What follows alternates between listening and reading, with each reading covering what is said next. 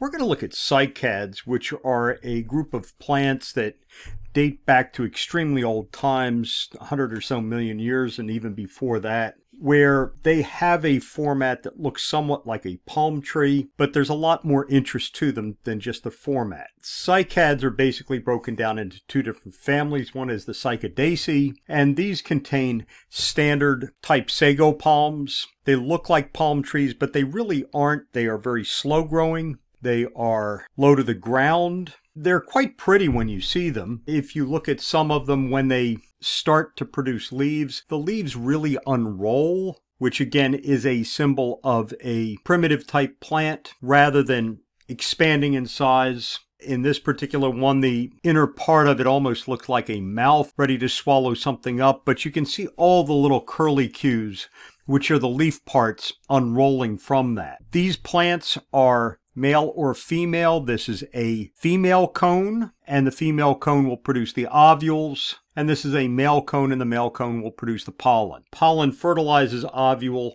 and you get the formation of the naked seed inside of the cone. The seeds can be quite large. The other group that we have in Florida is the Zamiaceae. The Zamiaceae is represented by the coontie. Coontie looks like this.